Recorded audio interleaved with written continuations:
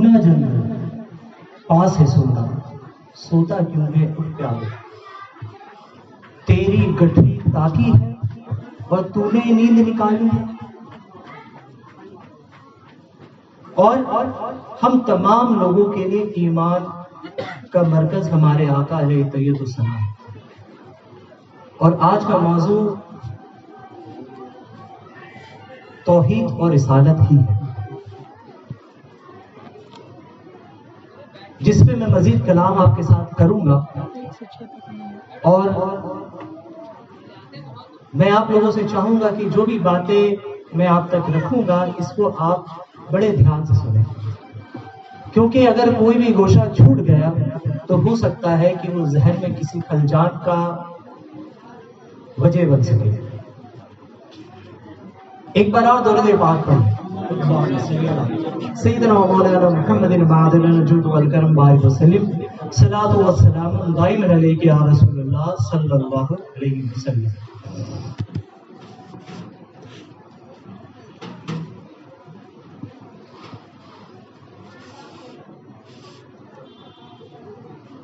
اللہ سبحانہ و تعالی نے قرآن مجید میں ارشاد فرمایا، جس آیت کریمہ کی تلاوت کا شرف میں نے حاصل کیا، اللہ سبحانہ و تعالی فرماتا ہے اِنَّا أَرْسَلْنَاكَ شَاهِدًا وَمُبَشِّرًا وَنَذِيرًا، بے شک ہم نے بھیجا آپ کو شاہد یعنی حاضر اور ناظر بنا کر اور خوشخبری دینے والا۔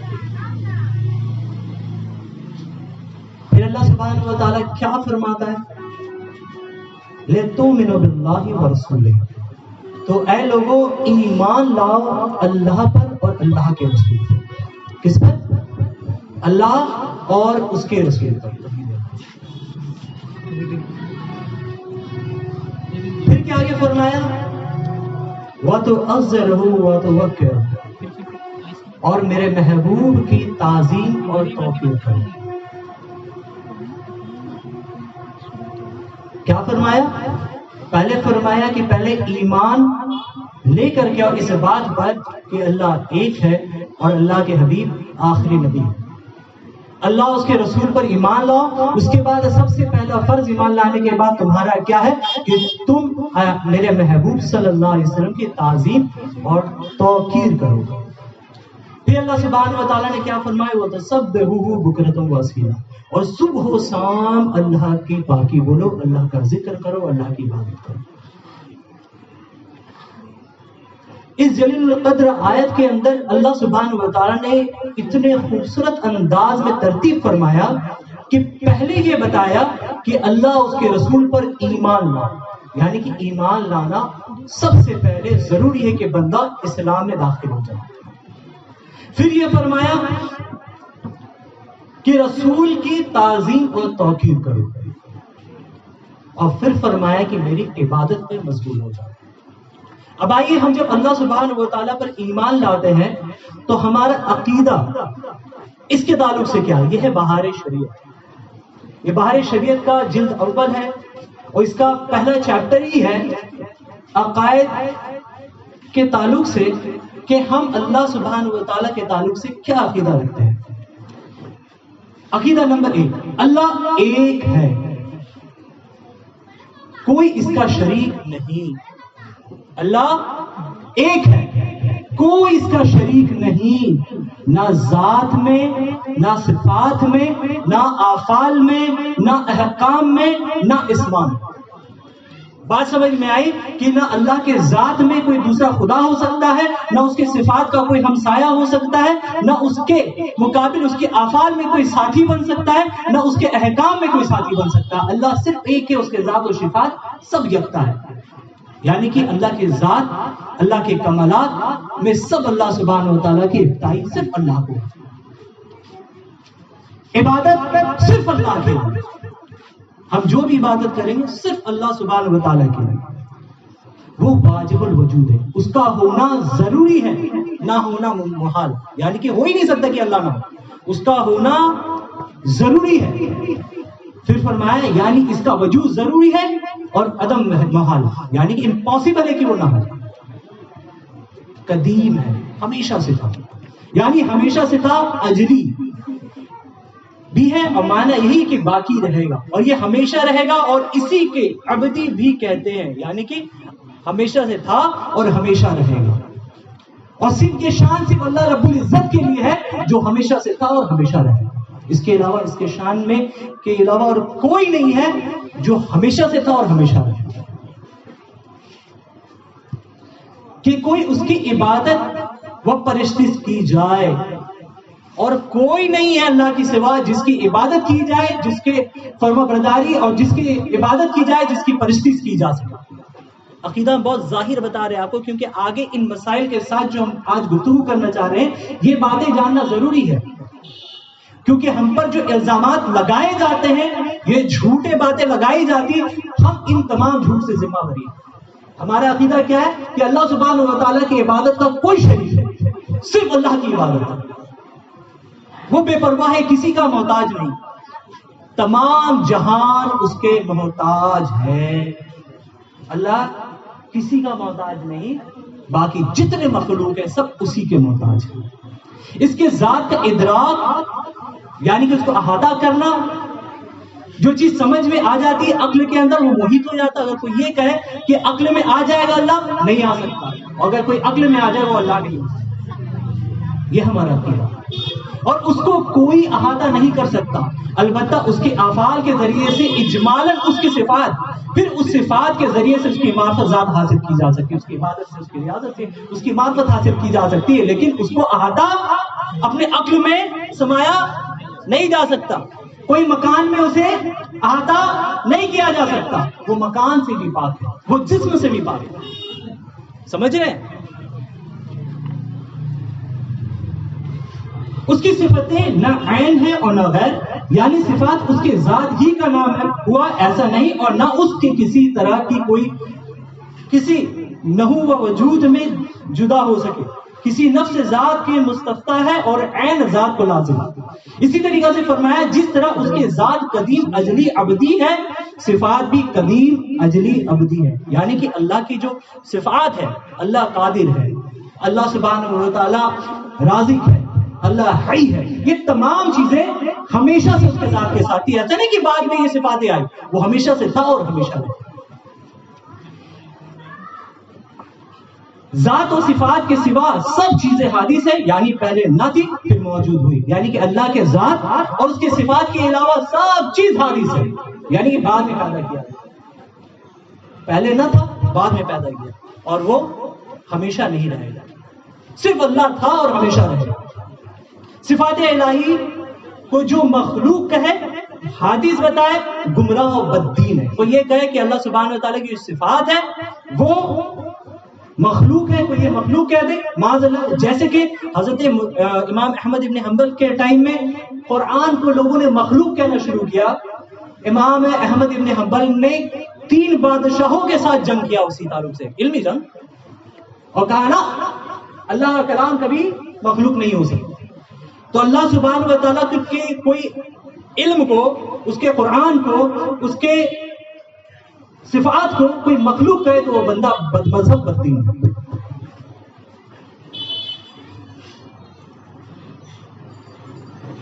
جو عالم میں سے کسی شے کو قدیم مانی یا اس کو حادث میں شک کرنا کفر ہے. یعنی یہ کہے کہ کوئی اللہ کے مخلوق میں سے کوئی جو جتنے بھی ہیں، کوئی یہ کہے وہ ہمیشہ سے تھا، معاذ اللہ، وہ کافر ہے.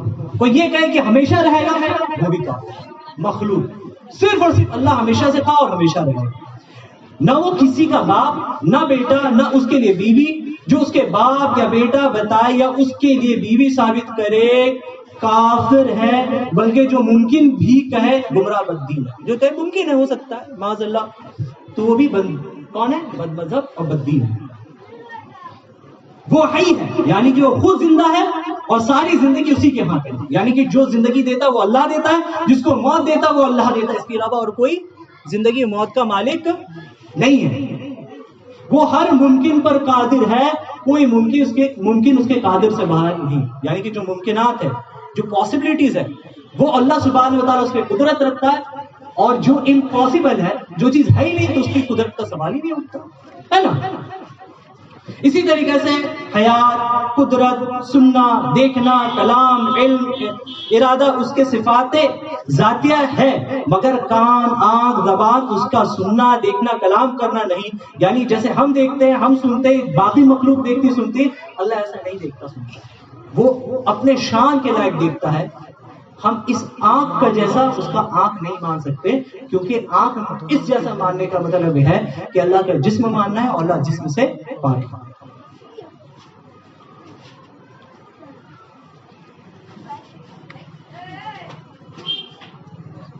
اسی طریقہ سے یہ تمام مسائل قانون شریعت کے اندر میں بھی لکھا ہے. جو میں نے کہا یہ ہماری کتاب ہے، اعتقادی کتاب ہے، اور یہ انوار شریعت ہے. ہم لوگ جب بچوں کو ابتدائی کوئی چیز دینی تعلیم سیکھنے کے لیے بولتے ہیں تو ہم لوگ بولتے ہیں بابو پہلے انوار شریعت ہے. میں نے بھی بچپن میں سب سے پہلی کتاب یہ پڑھا ہے ابتدائی تعلیم کے لیے. اس کے اندر میں بھی یہی لکھا کہ اللہ کے ذات، اس کے صفات میں وہ یکتا ہے، کوئی اس کا شریک نہیں، کوئی شریک نہیں، اس کے علاوہ کوئی عبادت کے لائق نہیں. اب آئے اب ہمارا نبیوں کے تعلق سے کیا عقیدہ ہے. اسی بہار شریعت کے اندر میں جلد اول ہے اور اس کا صفحہ نمبر 27 ہے 28 ہے، جس میں نبوت کے تعلق سے عقیدہ رکھنے کے لیے بات ہوئی ہے. اب نبی کسے کہتے ہیں؟ صاحب باری شریعت نے لکھا عقیدہ نمبر 1، نبی اس بشر کو کہتے ہیں جس کو اللہ تعالیٰ نے ہدایت کے لیے وحی بھیجا. نبی پاک صلی اللہ علیہ وسلم اللہ نے انہیں قرآن میں فرمایا قل انما انا بشر مثلکم. لیکن اس کی ایک وضاحت ہے، پھر انشاءاللہ کبھی ہوا ٹاپک تو آپ کو بتایا جائے گا. لیکن ہمارا عقیدہ یہ ہے بشر ہے، لیکن بشر کر کے خطاب کرنا یہ گستاخی ہے. بشریت کا انکار اہل سنت ہرگز نہیں کرتی ہے، اور جو بشریت کا انکار کرے بندہ کافر ہے. اور رسول بشر ہی کے ساتھ خاص ہے، لیکن بلکہ ملائکہ رسولوں میں ملائکہ بھی ہوتے ہیں. ملائکہ یعنی کہ فرشتے بھی رسول میں ہیں کچھ. انبیاء سب بشر تھے، مرد نہ کوئی جن، نبی ہوا نہ عورت. اسی طریقے اللہ عز و جل پر نبی کا بھیجنا واجب نہیں، اس نے اپنے فضل و کرم سے لوگوں کی ہدایت کے لیے انبیاء کو بھیجا. اس کے علاوہ اور بھی ہے، لیکن جو بنیادی جو ٹاپک کے لیے ضروری تھا میں ان 3 باتوں کو کر لیا، لیکن ہر کسی کو یہ ضروریات دین سیکھنا فرض ہے. اسی طریقہ سے قانون شریعت کے اندر میں بھی لکھا ہے، صفحہ نمبر ہے آپ کا 21، نبی وہ آدمی ہے جس کے پاس وہی خدا بھیجے جاتا ہے، پیغام بھیجا جاتا ہے. ہم نے نبی پاک صلی اللہ علیہ وسلم کو کبھی خدا نہیں بنایا. یہ وہابی غیر مقلد حضرات نے بڑا ہم پر ظلم کیا ہے کہ ہمیں یہ کہتے ہیں کہ ہم نے نبی پاک صلی اللہ علیہ وسلم کو اللہ بنا دیا. معاذ اللہ، ہرگز نہیں. اس میں بھی وہی لکھا ہے انوار شریعت فقیہ ملت جلال الدین امجدی رحمۃ اللہ تعالی نے لکھا تھا. اس میں یہ لکھا رسول اور نبی خدا تعالیٰ کے بندے اور انسان ہوتے ہیں. بات سمجھ میں آ گئی کہ نبی کون ہے. لیکن اب نبی پاک صلی اللہ علیہ وسلم کے ذات و صفات کیا ہے، کیا کمالات ہیں. میں نے آگے جب آپ کو یہ آیت پڑھی نا، یہ سورہ فتح کی آیت نمبر 9 ہے، اس کا پارہ نمبر 20 ہے جو میں آپ کو بیان کر رہا ہوں. اللہ سبحانہ و تعالیٰ نے کیا فرمایا؟ پہلے ایمان لاؤ، یہ قرآن شریف. پہلے کیا کرو؟ اللہ اس کے رسول پر ایمان لاؤ. پھر کیا تم پر فرض ہے کہ تم نبی پاک صلی اللہ علیہ وسلم کی تعظیم اور توقیر کرو، اور پھر میرے صبح و شام پاکی بولو. اور یہی بات صرف اعلیٰ حضرت امام احمد رضا علیہ رحمٰن نے نہیں لکھا. اسی طریقہ سے ان غیر مقلدوں وہابیوں کے مولوی نے بھی ترجمہ میں وہی لکھا ہے. مولانا جنا گڑھی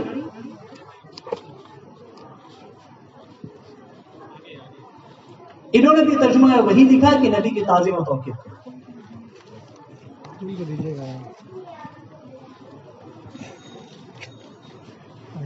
یعنی کہ اللہ پاک نے اپنے توحید ایمان کے ساتھ اور عبادت کے بیچ میں رسول اللہ صلی اللہ علیہ وسلم کی تعظیم رکھا. اگر کوئی بندہ ایمان لاتا ہے وہ مصطفیٰ کی تعظیم نہیں کرتا، بندہ کافر ہے، اسلام سے خارج، کیونکہ فرض ہے تعظیم رسول اللہ صلی اللہ علیہ وسلم. اب کوئی بندہ ایمان لے کے آتا ہے، تعظیم نہیں کرتا ہے، عبادت میں خوب کرتا ہے، تو ایسا بندہ بھی کافر ہے، کیونکہ تعظیم فرض ہے. کتنی سندر، کتنی خوبصورت آیت. اور اسی کو تمہید ایمان میں اعلیٰ حضرت نے بڑے پیارے انداز میں لکھا، آپ سب لوگ پڑھا کریں۔ اب آئیں سورۃ التوبہ پارہ 10 آیت نمبر 24۔ اللہ سبحانہ و تعالیٰ کیا فرماتا ہے؟ اے ایمان والو، اپنے باپ، اپنے بھائیوں اور کو دوست نہ سمجھو اگر ایمان پر کفر پسند کرے۔ اگر کوئی نبی کا گستاخ ہو تو اسلام سے خارج ہے، اور اگر تمہارا بھائی بھی اس میں شامل ہو جاتا ہے تو تم بھی اس کو اپنا دوست نہ بنانا۔ اللہ پاک فرماتا ہے اور تم میں سے جو کوئی اس سے دوستی کرے گا وہی ظالم ہے۔ اللہ پاک کسے ظالم کر رہا ہے؟ جو اسلام لا کے اسلام سے پھر جائے، نبی کی تعظیم سے پھر جائے، نبی اس شان میں گستاخیاں کرے۔ اسی کے بعد اللہ پاک فرمایا تم فرماؤ اگر تمہارے باپ، تمہارے بیٹے اور تمہارے بھائی اور تمہاری عورتیں اور تمہارا کنبہ اور تمہاری کمائی کا مال اور وہ سودا جس کا نقصان کا تمہیں ڈر ہے اور تمہارے پسند کا امکان، وہ چیزیں اللہ اس کے رسول اور اس کے راہ میں لڑنے سے زیادہ پیارے ہیں، تو راستہ دیکھو، یہاں سے نکلو، مسلمان نہیں رہے۔ اب تمہیں مسلمان ہونے کے لیے رسول اللہ صلی اللہ علیہ وسلم کی فرما برداری، ان کی تعظیم کرنی ضروری تھی۔ اگر تم نے نہ کیا تو تم نکل جاؤ۔ اگر تمہیں اپنے محبت پیارا ہے تو تم نکل جاؤ۔ اگر تم کو نبی اللہ اس کے رسول سے زیادہ اپنے ماں اور باپ پیارے ہیں تو تم نکل جاؤ۔ اگر تمہیں تمہارا ماں زیادہ پیارا ہے تو تم نکل جاؤ، تم اسلام میں نہیں۔ اور اللہ پاک فرماتا اور اللہ پاک فاسقوں کو راہ نہیں دیتا۔ آئے صحیح بخاری، یہ بخاری شریف، بخاری کا رٹ لگا دیں، کاش کہ بخاری پڑھا ہو۔ حضور حافظ ملت نے فرمایا، کیا فرمایا؟ بے عشق محمد جو پڑھتے ہیں بخاری، آتا بخاری میں نہ آتی بخاری۔ بخاری شریف جلد اول، اس کا حدیث نمبر ہے 13۔ حضرت انس رضی اللہ عنہ سے روایت ہے کہ نبی پاک صلی اللہ علیہ وسلم نے فرمایا تم میں سے کوئی شخص اس وقت تک مومن نہیں ہوگا جب تک کہ اپنے بھائی کے لیے بھی اسی چیز کو پسند نہ کرے جو اپنے لیے پسند کرتا ہے۔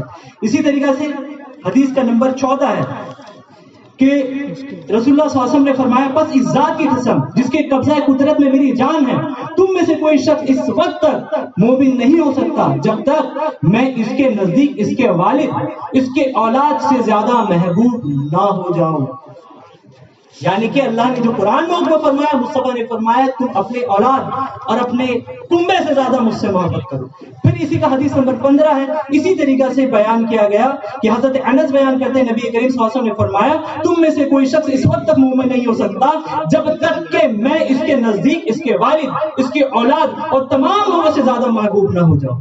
بات کیا ہے کہ ہر کسی سے زیادہ محبت مصطفیٰ جان رحمت سے ہونی چاہیے۔ اسی طریقہ سے صحیح مسلم صحیح ستہ کی دوسری حدیث، صحیح مسلم شریف جلد اول صفحہ نمبر 93 اس کا، اور اس کا حدیث نمبر ہے 76۔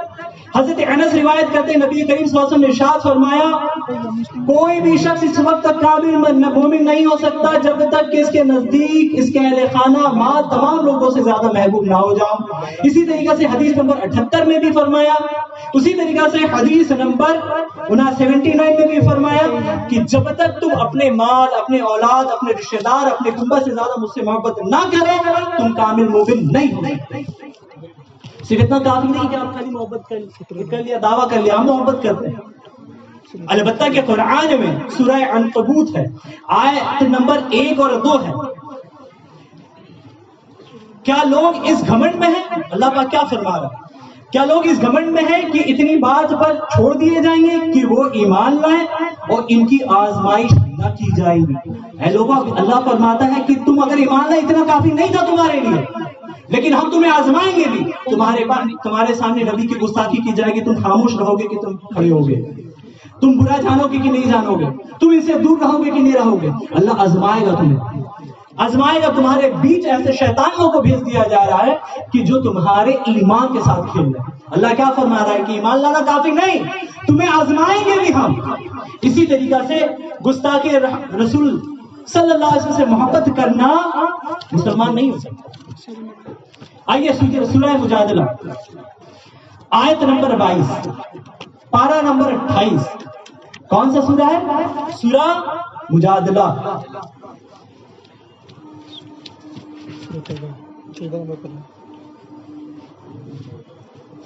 تم نہ پاؤ گے ان لوگوں کو جو یقین رکھتے ہیں اللہ اور اس کے پیچھے دین پر کہ وہ دوستی کرے اور ان چھوڑے کہ اللہ اور اس کے رسول سے مخالفت کی، اگرچہ وہ ان کے باپ یا بیٹے یا بھائی یا کنبے والے ہو۔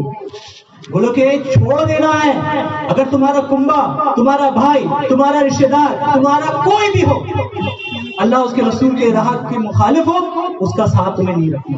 اسی طریقہ سے سورۃ التوبہ آیت نمبر 28 کے اندر پارہ 10، اسی طریقہ سے سورہ توبہ آیت نمبر 61 پارہ 10، سورہ احزاب پارہ نمبر 22 آیت نمبر 57 میں اللہ پاک فرماتا ہے کہ صرف اتنا کافی نہیں ہے کہ تم محبت کرو، یہ بھی کرنا ہوگا کہ جو مصطفیٰ جان صلی اللہ علیہ وسلم کا گستاخ ہے اس سے بھی دور رہو۔ آگے بتاؤں گا گستاخ کون ہے، آگے بتاؤں گا گستاخ کون ہے، ہم پر جھوٹ باندھنے والے کون ہیں۔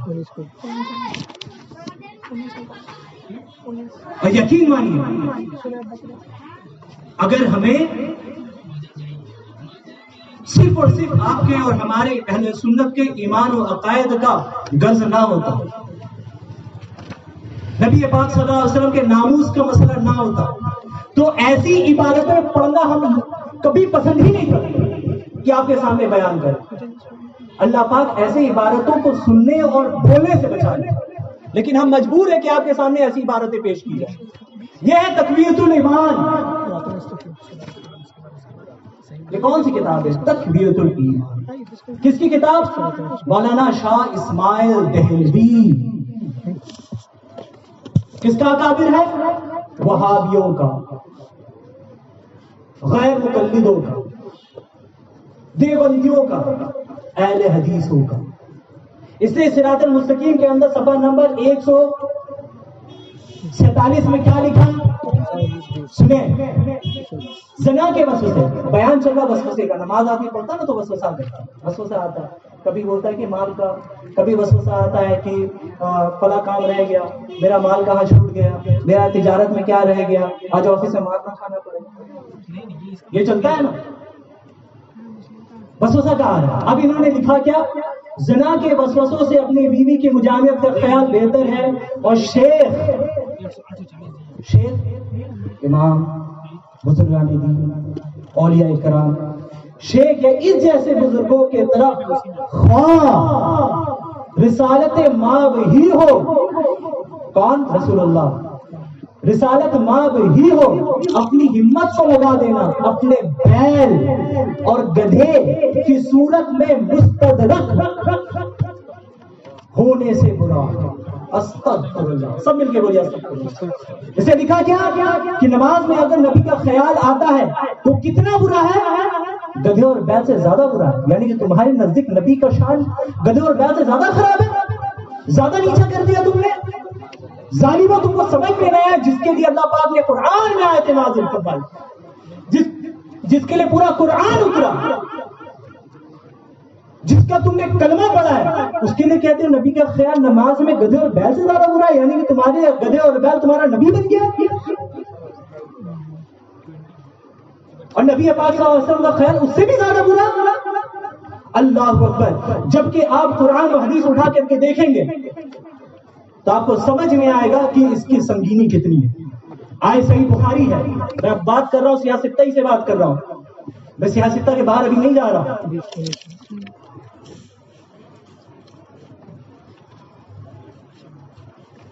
صحیح بخاری جلد 2 حدیث کا نمبر ہے 514۔ حضرت عائشہ رضی اللہ تعالیٰ عنہ کے سامنے میں کچھ صحابی نے ایک صحابی سے پوچھا کہ نماز کے سامنے سے کون سی چیز گزر جائے تو نماز کو توڑے دیتی ہے؟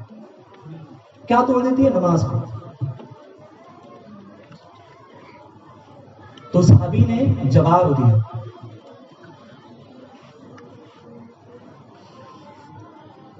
کیا جواب دیا؟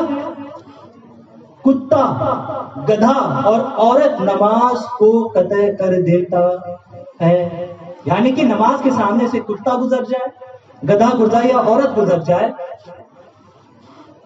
تو نماز ٹوٹ جاتی ہے. حضرت عائشہ سامنے تھی, حضرت عائشہ جلال میں اور کہا تم نے ہمیں کتا بنا دیا.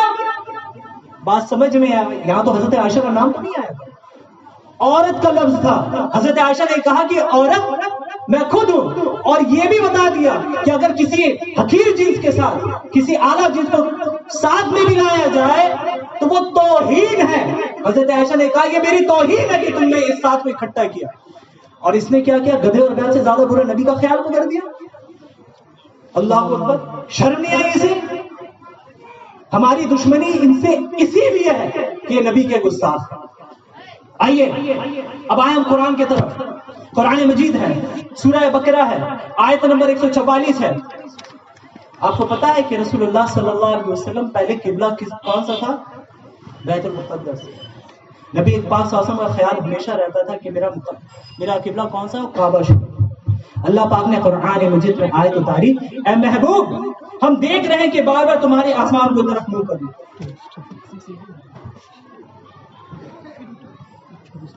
تو ضرور ہم تمہیں یہ دیں گے کہ قبلہ تمہارے طرف جس میں تمہاری خوشی ہے. لوگ یہ کہتے ہیں نا کہ نبی پاک صلی اللہ علیہ وسلم سے اللہ کتنا محبت کرتا ہے. اللہ پاک فرماتا ہے محبوب تمہاری خوشی میں ہم راضی ہیں. دونوں عالم چاہتے ہیں رضائے خدا اور خدا چاہتا ہے رضائے محمد صلی اللہ علیہ وسلم. کون چاہتا ہے؟ اللہ رضائے محمد صلی اللہ علیہ وسلم چاہتا ہے کہ اے محبوب آپ چاہتے قبلہ آپ کا کعبہ ہو, ہم آپ کے قبلہ ادھر پھیر رہے ہیں, پھیر دو مسجد حرام کی طرف. اور اے مسلمانوں تم جہاں کہیں ہو اپنا منہ اسی طرف کر دو. اب آئیے میں بخاری شریف کی حدیث آپ کے سامنے پیش کر رہا ہوں. صحیح بخاری حدیث کا نمبر ہے 7252. اس میں اسی آیت کے تحت سے آیت یہ حدیث شریف ہے. رسول اللہ صلی اللہ علیہ وسلم مدینہ تشریف لائیں, 16 ماہ گزر چکا تھا. بے شک اللہ پھر اللہ کے رسول صلی اللہ علیہ وسلم بار بار اللہ آسمان کی طرف دیکھ رہے تھے, وہ خیال نہ کہ قبلہ کی طرف ہو, تو اسی آیت کا ذکر کیا. پھر نبی صلی اللہ علیہ وسلم نے کعبہ کی طرف متوجہ ہو اور اس کے بعد عصر کی نماز پڑھائی قبلہ کی طرف. اس میں سے ایک شخص نماز پڑھا اور نکلا, اور نکلنے کے پاس میں کچھ انصاری کو دیکھا کہ وہ نماز پڑھ رہے. کس وقت کا؟ عصر کا. ادھر سے ہی آواز دیا, اللہ پاک نے نبی پاک صلی اللہ علیہ وسلم سے کہا ہے کہ قبلہ کی طرف پھر جاؤ. لوگ ابھی رکوع میں تھے, یہ حدیث کے الفاظ ہے, لوگ ابھی رکوع میں تھے, سارے مکہ کی طرف پھر گئے. آپ مجھے بتاؤ, میں آپ سے سوال پوچھتا ہوں کہ لوگ جو منادی جو پکارنے والا تھا وہ کہہ کیا رہا تھا؟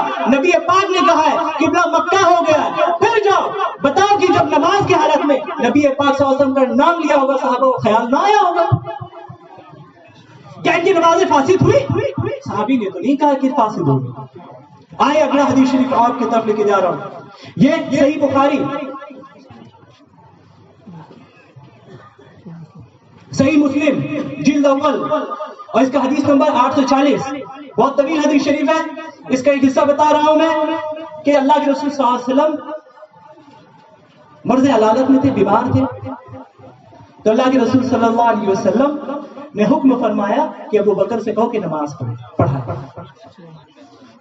حضرت ابو بکر نماز میں جب جاتے تھے نا تو اتنا انتہائی رفیق القلب تھے کہ وہ روح نہیں رکھتے تھے زار و قطع. حضرت ابو بکر لوگوں کو نماز پڑھا رہے. نبی اکرم صلی اللہ علیہ وسلم کی طبیعت کچھ بہتر ہوئی تو آپ ظہر کی نماز کے وقت 2 آدمیوں کے ہمراہ حجرہ مبارک سے باہر تشریف لائیں, اور ان 2 آدمیوں سے ایک حضرت عباس تھے. حضرت ابو بکر اس وقت لوگوں کو ظہر کی نماز پڑھا رہے تھے, ظہر کی نماز پڑھا رہے تھے, ظہر کی نماز پڑھا رہے تھے. سنیں دھیان سے, نماز میں تھے, نماز پڑھا رہے تھے. رسول اللہ صلی اللہ علیہ وسلم حجرہ سے آ رہے تھے, لے کے آنے والا کون تھا؟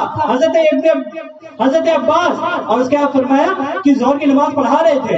انہوں نے جب نبی کریم صلی اللہ علیہ وسلم کو دیکھا تو پیچھے ہٹنے لگے. کون ہٹنے لگے؟ ابو بکر مصلی چھوڑنے لگے. سید الانبیاء آ گیا ہے, ہمارا آقا آ گیا ہے, شفیع المذنبین آ گیا ہے, اب مصلی تو وہی حقدار ہے. ابو بکر پیچھے ہٹنے لگے. رسول اللہ صلی اللہ علیہ وسلم نے کیا فرمایا؟ انہوں نے اشارہ کیا پیچھے نہ ہٹو اور اپنے ساتھ جانے دو. ہٹو. اور اپنے ساتھ جانے والے دو حضرات کو ہدایت کی, مجھے ابو بکر کے پہلو میں بیٹھا دو. اب حضرت ابو بکر نماز میں نبی کریم صلی اللہ علیہ وسلم کی ابتدا کر رہے تھے, اور لوگ ابو بکر کی ابتدا میں نماز ادا کر رہے تھے. حضرت ابو بکر کھڑے ہوئے تو نبی اکرم صلی اللہ علیہ وسلم بیٹھے ہوئے تھے. بات کیا سمجھ میں آئی؟ حضرت ابو بکر نماز پڑھا رہے تھے, ادھر سے حجرہ مبارک, آپ کو پتا ہے یہ ممبر شریف ہے, یہ رسول اللہ صلی اللہ علیہ وسلم کا حجرہ ہے. نبی پاک صلی اللہ علیہ وسلم حجرہ مبارک سے نکلے ہیں, حضرت عباس لے کر کے آ رہے ہیں. ابو بکر نماز میں تھے, دھیان مصطفیٰ جان رحمت صلی اللہ علیہ وسلم پر لگا ہوا تھا کہ کب حجرہ سے مصطفیٰ باہر آئیں گے, کب آئیں گے, ہو سکتا ہے میرے آقا آ جائے. نماز میں تھے, اب ادھر آ گئے, ابو بکر پیچھے ہٹنے لگے. حضرت رسول اللہ صلی اللہ علیہ وسلم نے کہا نہیں کہ ابو بکر تم میرا خیال لا رہے ہو, نماز تمہاری چلے گئی. نہ کہا عباس مجھے لے کر کے چلو, حضرت ابو بکر کے پہلو میں لے جاؤ. نبی پاک پہلو میں نماز پڑھنے شروع کر دیے. ابو بکر نے کہا کہ میں اب ان کے پیچھے نماز پڑھوں گا. رسول اللہ صلی اللہ علیہ وسلم ادھر نماز پڑھا رہے ہیں, ابو بکر ان کی ابتدا کر رہے ہیں. ابو بکر کی ابتدا تمام صحابہ کر رہے ہیں. رسول اللہ صلی اللہ علیہ وسلم نے یہ نہیں کہا ابو بکر نماز فاسد ہو گئی, ابو بکر نے پورے خیال مصطفیٰ میں نماز پڑھی, نماز فاسد نہیں ہوئی. اور اس نے کیا لکھا, نبی کا خیال نماز میں گدھے اور بیل سے زیادہ برا ہے. بتاؤ کہ یہ اہل حدیث کہلانے والے لوگ, یہ وہابی کہلانے والے لوگ کیا واقعی میں اہل حدیث ہے؟ ان کو کہیں سے حدیث کا ہوا بھی نہیں لگا. میں تو مسلم پڑھ رہا ہوں, میں تو بخاری پڑھ رہا ہوں. آؤ اگلے حدیث شریف کی طرف. یہی حدیث شریف صحیح مسلم شریف کے اندر حدیث کا نمبر 845 ہے. اسی طریقے سے حضرت عائشہ نے روایت کی, اور یہی حدیث شریف پھر روایت کی. پھر اس کے بعد یہی حدیث شریف 848 کے اندر بھی موجود ہے. سمجھ رہے ہیں کہ نبی کا خیال نماز کو کیسے توڑ سکتا ہے, کیسے توڑ سکتا ہے. ہاں میں یہ بول رہا ہوں صرف عبادت کے لائق اللہ. میں نے تمہید میں آپ کو بتایا اللہ کے علاوہ کوئی عبادت کے لائق نہیں, لیکن پوری نماز ابو بکر نے رسول اللہ صلی اللہ علیہ وسلم کے اقتداء میں پڑھی, دیکھ دیکھ کے پڑھا, اور نماز ان کی فاسد نہ ہوئی.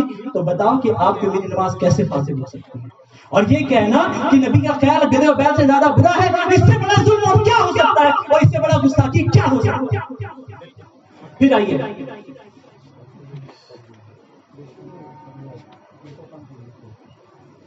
یہ حدیث نمبر صحیح مسلم, حدیث کا نمبر ہے 853.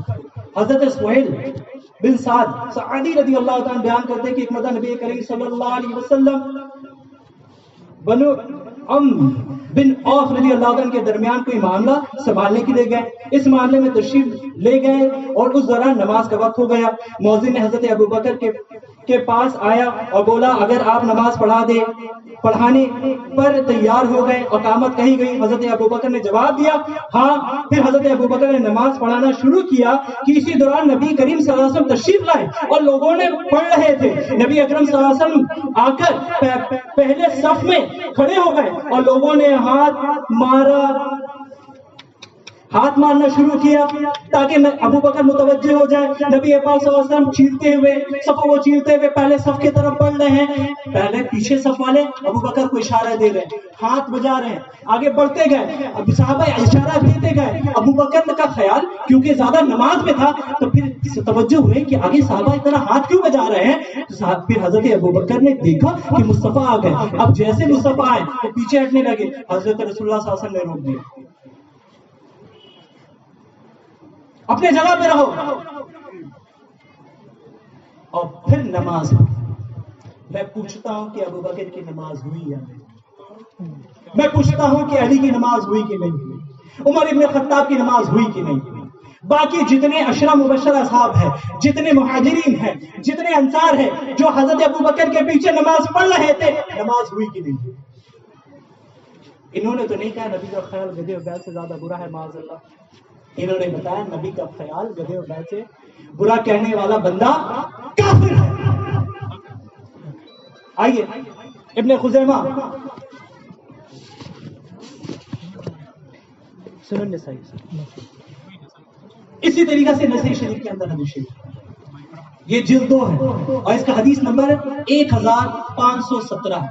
یہی حضرت سہیل بن سعد رضی اللہ تعالیٰ سے روایت ہے اور یہی روایت انہوں نے بھی کیا.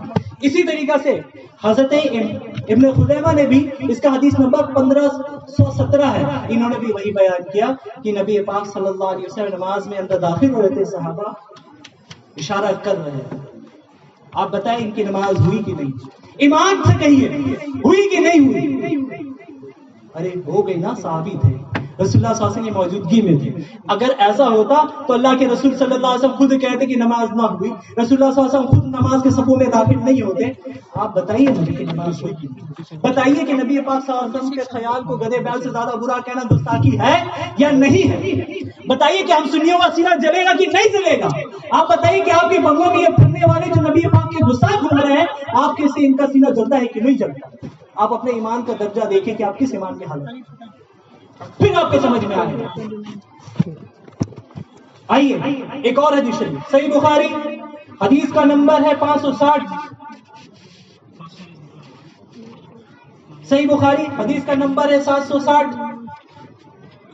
حضرت خباب رضی اللہ عنہ سے سوال کیا، سوال کرنے والا سوال کیا کیا نبی صلی اللہ علیہ وسلم ظہر اور عصر کی قرات پڑھتے تھے؟ آپ ظہر عصر میں قرات پڑھتے ہیں کہ نہیں پڑھتے؟ امام صاحب پڑھاتے کہ نہیں پڑھاتے؟ زور سے پڑھتے ہیں، خاموشی سے پڑھتے ہیں؟ کیسے پڑھتے ہیں؟ خاموشی سے پڑھتے ہیں. آپ کو سنائی دیتا ہے؟ نہیں دیتا. تو اسی لیے ایک صحابی نے حضرت خباب سے پوچھا کہ نبی پاک صلی اللہ علیہ وسلم کیا نماز میں قرات کرتے تھے؟ اللہ اکبر. انہوں نے کہا ہاں کرتے تھے. صحابی نے پوچھا کہ تجھے کیسے معلوم؟ آواز تو نہیں آتی تھی نا، تجھے کیسے معلوم؟ کہا مصطفیٰ کی داڑھی ہلا کرتی تھی، ہم بدوحا کو دیکھا کرتے ہیں. آپ بتائیں مجھے کہ کیا رسول اللہ صلی اللہ علیہ وسلم کے صحابی دیکھتے تھے بدوحا کو اور کہتے تھے میری نماز ہو گئی؟ بتائیے گستاخ ہے کہ نہیں ہے؟ صحابی کہتے نبی کا خیال سے نماز نہیں فاسد ہوتی، یہ کہتے نبی کا خیال گدھے اور بیل جگہ ہو رہا. بتائیے کتنا بڑا ظالم ہے. آئے صحیح بخاری اس کا حدیث نمبر ہے 5197.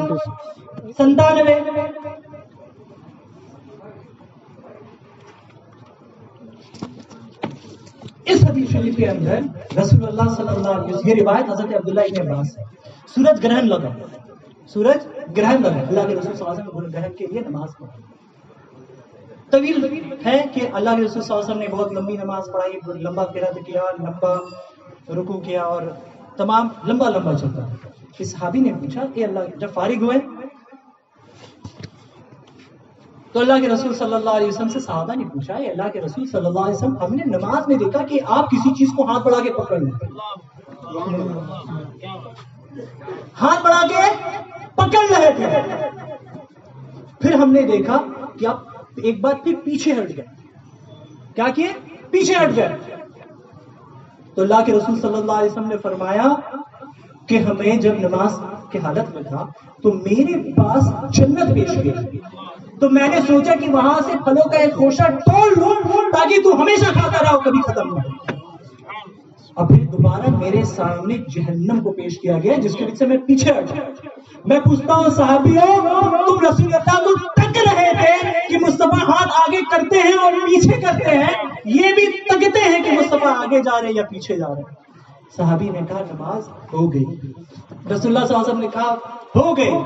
یہ کیسی مخلوق ہے کہ مصطفیٰ کے خیال گدھے اور بیل سے زیادہ برا کہتے ہیں؟ بتاؤ یہ کیسے کرنا لوگ. اسی طریقہ سے مسند احمد کے اندر حدیث شریف بھی موجود ہے، یہی ہے. آئیے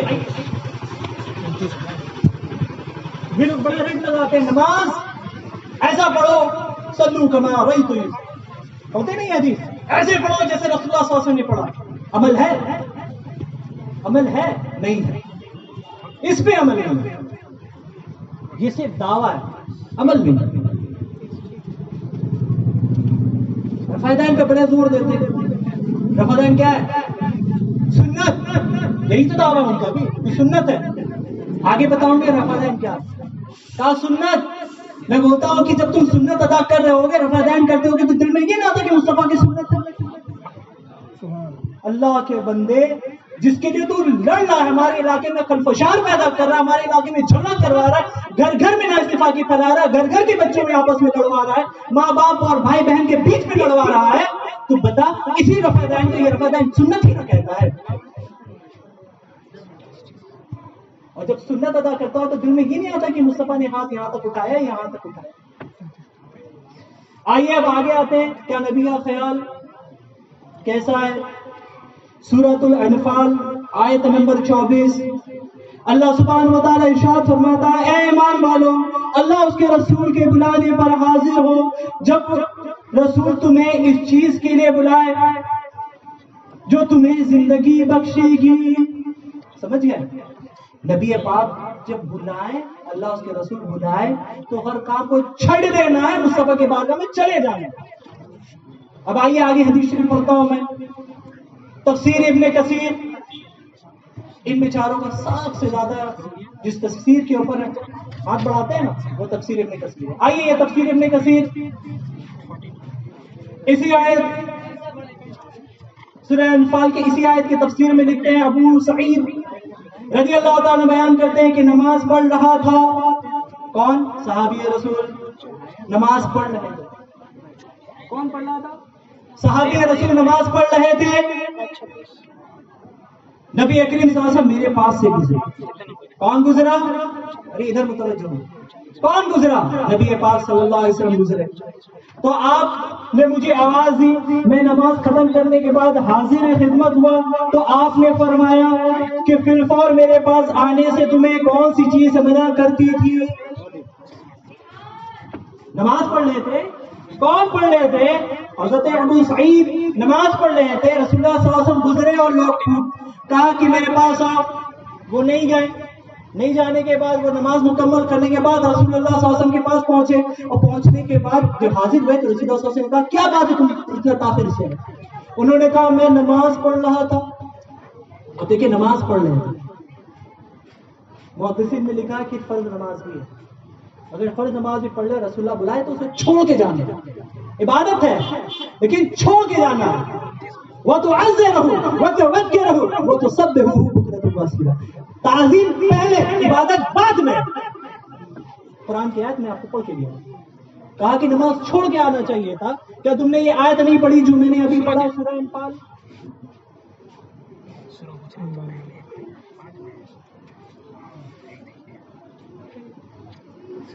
یعنی کہ جب نماز میں ہو، جب اس صحابی کے سامنے سے گزرے، آواز یہ کا خیال نہیں آیا کہ مصطفیٰ نے بلایا؟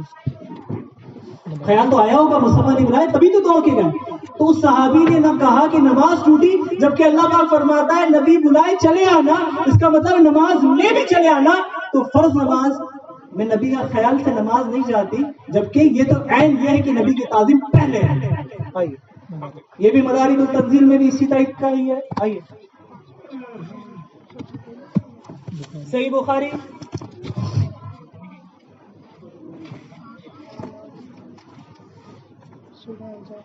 اس کا حدیث نمبر ہے 5006۔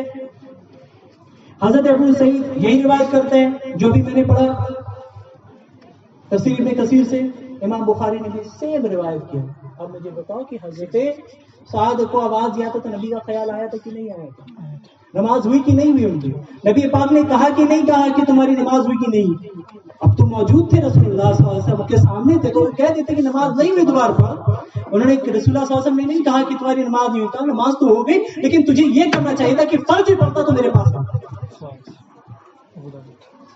یہ ابو داؤد شریف کی حدیث شریف ہے، سیم حدیث شریف ہے کہ چھوڑ کے آنا تھا نماز کو۔ اسی طریقے سے جامع ترمذی کے اندر بھی حدیث شریف موجود ہے۔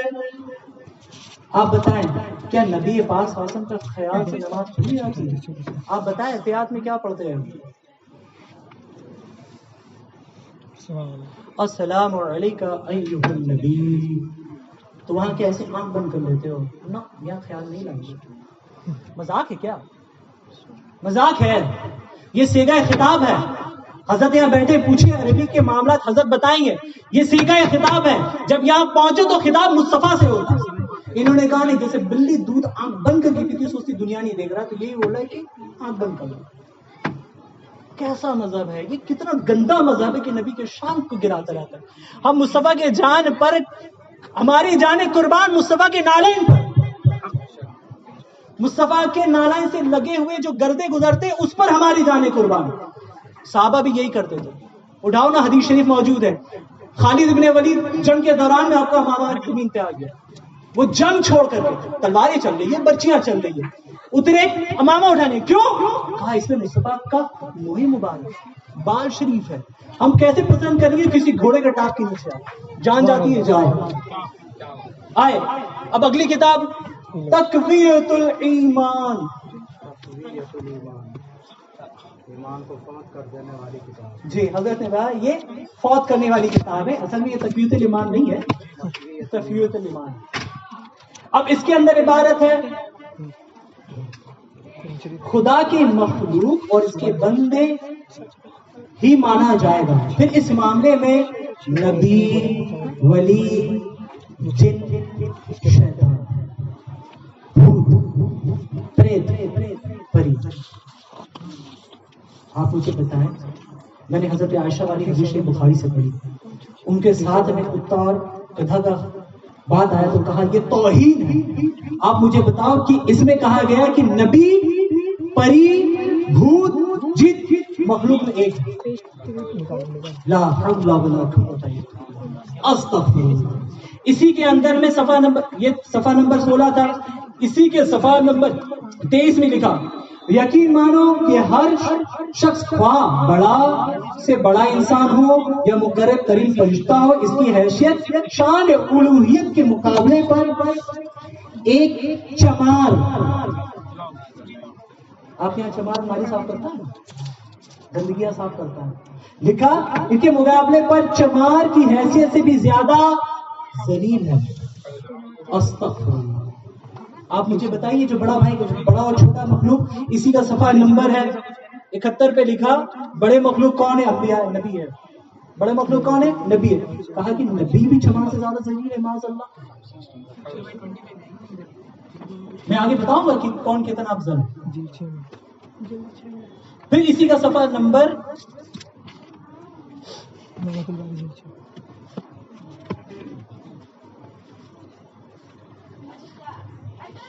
66 کے اندر لکھا خدا کی شان بہت بڑی ہے, تمام انبیاء اور اولیاء اس کے سامنے ایک ذرہ کمتر, ذرہ سے بھی کمتر ہے. یعنی کہ ان کی حیثیت دیکھو ذرا, ان کی حیثیت کتنی گندی ہے کہ نبی پاک صلی اللہ علیہ وسلم کو چمار سے, نبی اور انبیاء کو, اولیاء کو, ولیوں کو کبھی چمار سے کم کرتے ہیں معاذ اللہ, کبھی ذرہ ناچیز, ذرہ کا تو حیثیت ہے ان کے نزدیک, ولی اور انبیاء کا شان کہاں جا رہا ہے. استغفر اللہ. ایسے عقیدے پر لعنت اللہ اس کے رسول. اسی کے طریقے سے صفحہ نمبر 71 پر ہے, یعنی یہ تمام انسان آپس میں بھائی بھائی ہے, جو بہت بزرگ ہو وہ بڑا بھائی, اور اس کے بڑے بھائی کسی تعظیم کرو, باقی سب کا مالک اللہ ہی ہے, عبادت اسی کی کرنی چاہیے. معلوم ہوا اگر جتنے اللہ کے مقرب بندے ہیں, وہ انبیاء ہو یا اولیاء, وہ سب کے سب اللہ کے بے بس بندے اور ہمارے بھائی ہیں, مگر حق تعالیٰ نے انہیں بڑائی بخشی تو ہمارے بڑے بھائی کی طرح ہی ہوئے. آپ بتائیے, اس نے کہا کہ نبی پاک صلی اللہ علیہ وسلم کی تعظیم کتنی کرو؟ بڑے بھائی کی طرح. کس کی طرح کرو؟ بڑے بھائی. باپ کا بھی بڑا بھائی, بیٹے کا بھی بڑا بھائی. کبھی اپنے باپ کو بھی بڑا بھائی بولتے تو ہم جانیں گے کہ ہاں تم نے اپنے بڑا بھائی کا. اب ان تمام چیزوں میں اس نے کیا کیا کیا؟ مخلوق ہونے میں سب بڑا. اس عبارتوں میں کیا کہا کہ وہ ذلیل ہے معاذ اللہ. اس میں کیا کہا کہ کمتر ہے. اس میں کہا کہ ان کی تعظیم چمار سے بھی زیادہ ذلیل ہے معاذ اللہ. اسی طرح کہا کہ بھائیوں جیسے ایک رکھو. اب آئیے مجھے ایک بات بتائیے کہ کافر مومن ایک ہے؟ قرآن کے روح سے ایک نہیں ہے. آپ مجھے بتائیے کہ اس تمام مومنوں کے درجات ایک جیسے ہیں؟ گناہگار بھی ایک ہے اور عبادت گزار بھی ایک ہے؟ ہرگز نہیں. آئیے سورہ حجرات آیت نمبر 13 پارہ نمبر 26, اللہ سبحانہ و تعالیٰ فرماتا بے شک اللہ کے ہاں تم پر زیادہ عزت والا وہ جو تم میں سے زیادہ پرہیزگار ہے. اللہ پاک فرماتا ہے عزت والا تو وہ ہے جو زیادہ پرہیزگار ہے. مرتبہ کس کا زیادہ ہے؟ جو پرہیزگار ہے. اور یہ کہتا ہے نبی اور بھوت پریت سب ایک جیسے, معاذ اللہ, مخلوق ہونے میں ایک جیسے. ارے کیسے؟ اللہ تو فرماتا ہے کہ جو پرہیزگار ہے تمہارے درجات سے زیادہ درجہ ہے. صرف اتنا ہی نہیں, اسی طریقہ سے سورہ بقرہ کے اندر آیت نمبر, یہ تلکا رسول جب آپ پڑھتے ہیں نا پہلے میں ہی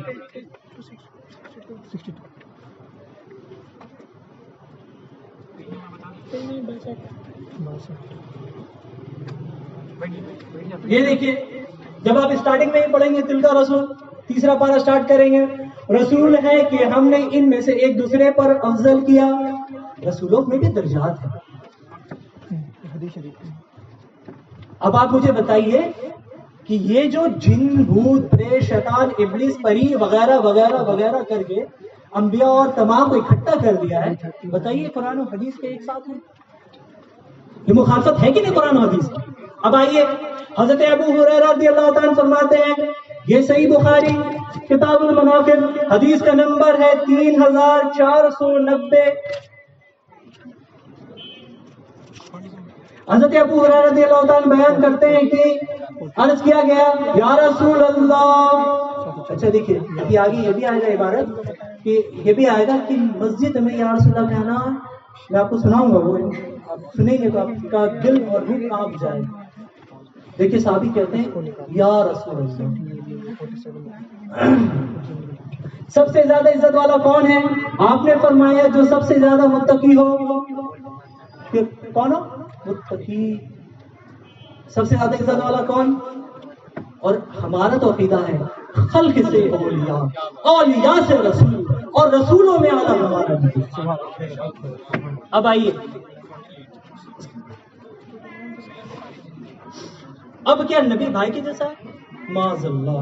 کیا ہمارے جیسا ہے؟ معاذ اللہ، ہرگز نہیں. اللہ پاک قرآن مجید میں ارشاد فرماتا ہے، سورہ نور ہے، آیت نمبر 63 ہے، لا تجعلوا دعاء رسول بینکم کا دعا بعضکم بعضا. نبی کو پکارنے ایسا نہ سمجھو جیسے تم ایک دوسرے کو پکارتے. اس کے تفسیر میں پڑھیے گا تو کہا کہ نبی کو عام جیسے جیسے ہم ایک دوسرے سے خطاب کرتے نہیں کرنا. اور تعجب کی بات ہے، احسن البیان میں بھی لکھا کہ یہ نبی اللہ رسول اللہ کہا جائے گا. یہ کون احسن البیان جو وہابی کو بول دیے، لیکن بعد میں یہی کہے گا نبی معاذ اللہ عام بشر تھے. پھر اگلا سورۃ الفتح،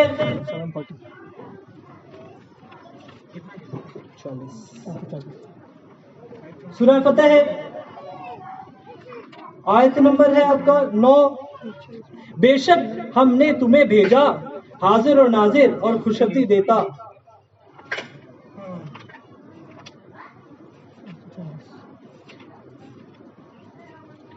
کہ تم ان کی تعظیم، جو میں نے آیت پڑھی کہ وَتُعَذِّرُوا وَتُوَقِّرُوا، نبی پاک صلی اللہ علیہ وسلم کی تعظیم اور توقیر کرو.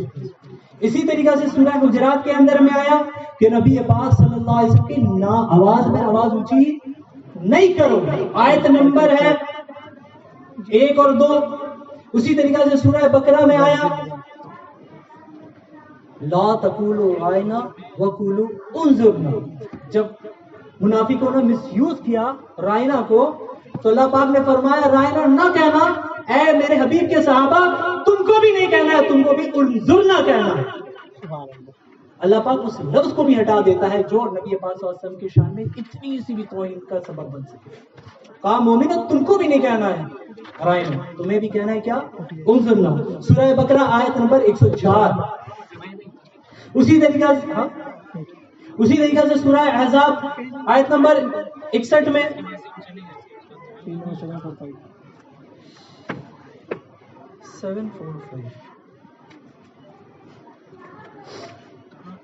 یا الذین آمنو، اے مانو اللہ اس کے رسول کے سے آگے نہ بڑھو اور اللہ سے ڈرو، بے شک اللہ سنتا جانتا ہے. ایمان والو اپنے آواز کو اونچی نہ کرو، اے غیب بتانے والے نبی کی آواز سے اور ان کی حضور بات چلا کر نہ کہو جیسے آپس میں ایک دوسرے کے سامنے چلاتے ہو کہ تمہارے اعمال برباد کر دیے جائیں.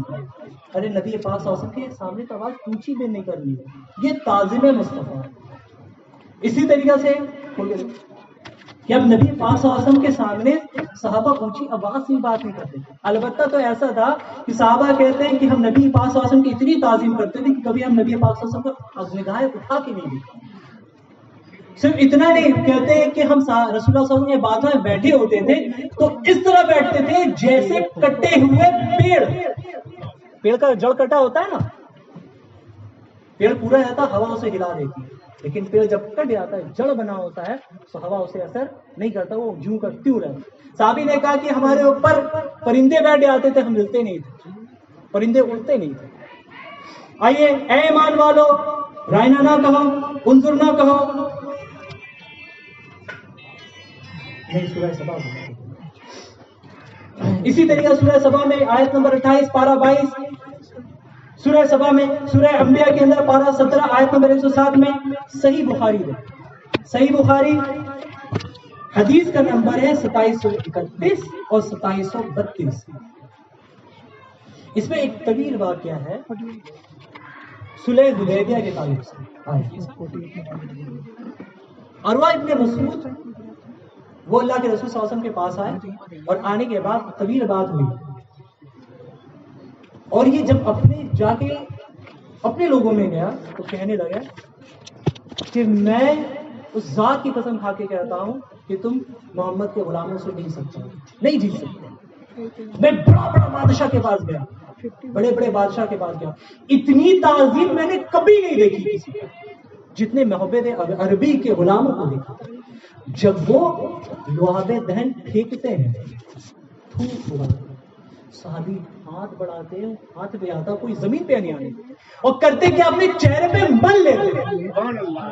یہ تعظیم رسالت ہے کہ کار تھوک کو بھی زمین پہ نہیں آنے دیتے، صاحب اپنے منہ پر مل لیتے ہیں۔ کیسے ایمان والے لوگ ہیں یہ کہ نبی کا خیال ذرہ ناچیز اور ذرہ کمتر اور چمار سے بھی ذلیل بناتے ہیں۔ یار اللہ کی پناہ، یہ کیسی مخلوق آپ کے علاقے میں گھوم رہی ہے، آپ کو پھنسا رہی ہے کہ رفع دین پہ آؤ، عامر بن جہر پہ آؤ۔ البتہ میں بتاؤں گا کہ ان کے مولویوں نے رفع دین کے تعلق سے کیا لکھا۔ پھر آگے کہا کہ میں نے دیکھا کہ جب یہ وضو کرتے ہیں نا، جب یہ وضو کرتے ہیں تو صحابی زمین پہ نہیں آنے دیتے، اپنے پانی تبرک لے لیتے ہیں، اور لے کے کیا کرتے ہیں، اپنے پیشانی کو چہرے پہ مل لیتے ہیں، اور جنہیں نہیں ملتا وہ لپکتے ہیں، ایسا لگتا ہے ایک دوسرے کو قتل کر دیں گے۔ پھر ایک حدیث میں آیا کہ جس کو نہیں ملتا تھا تو ایک دوسرے کے ہاتھ کی تری کو لے لیتے۔ بخاری میں ہے، بخاری میں یہ تعظیم مصطفیٰ۔ آپ بتائیے کہ آپ کے بغلوں میں جو یہ لوگ چھپے ہوئے ہیں، یہ کتنے بڑے گستاخ ہیں۔ انہوں نے کہا کہ نبی کا گرانا مزار کو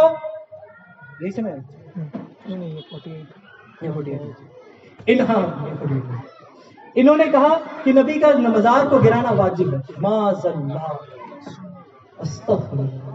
جس نبی پاک کے دیار کو دیکھنے کے لیے ہم مومنوں کا سینہ جلتا ہے کہ کب جا کر گنبد خضرا کی زیارت کریں، تڑپتے ہیں ہم مومنین۔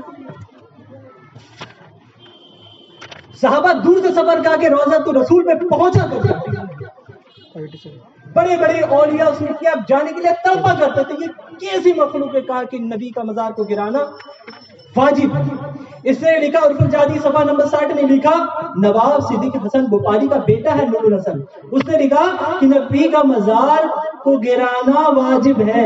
اسی طریقے سے تحفۃ الوہابیہ کے اندر میں لکھا اسماعیل غزنوی نے کہ آج کل کے انبیاء کے قبر بت ہے۔ معاذ اللہ، بولیے معاذ اللہ، کیا ہے؟ بت۔ اللہ پاک پھر نواب صدیق حسن بخاری نے بھی لکھا کہ نبی پاک صلی اللہ علیہ وسلم کا مزار کو گرانا واجب ہے۔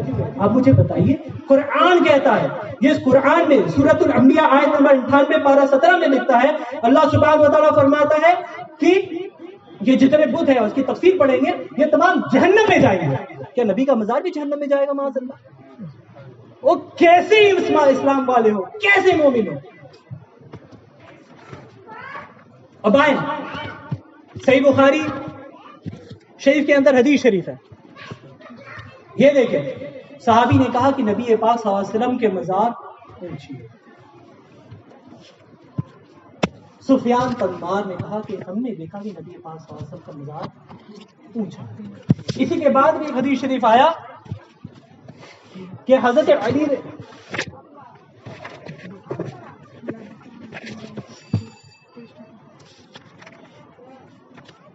حشام بن عروہ کے زمانے میں، جب ولید بن عبد الملک کا زمانہ میں تعمیر ہو رہا تھا مصطفیٰ جان رحمۃ اللہ علیہ مزار، ایک دیوار گر گئی، ایک قبر سے مٹی پھٹ گئی،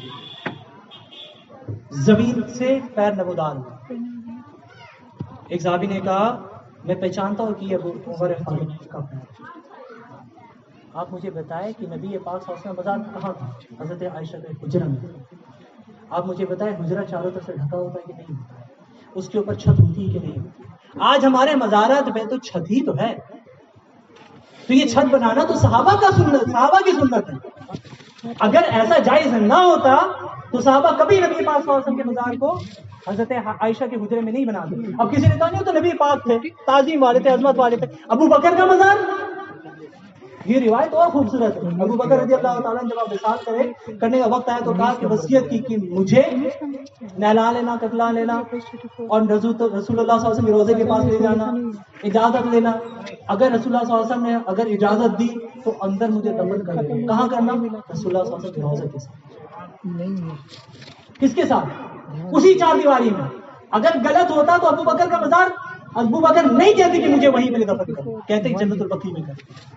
اب آئیے اسی کتاب الجنائز کے اندر میں حضرت عمر فاروق رضی اللہ تعالیٰ نے بھیجا حضرت عائشہ کے پاس کہ جاؤ ان سے کہو اجازت لو، میں چاہتا ہوں کہ رسول اللہ صلی اللہ علیہ وسلم کے پہلو میں سو.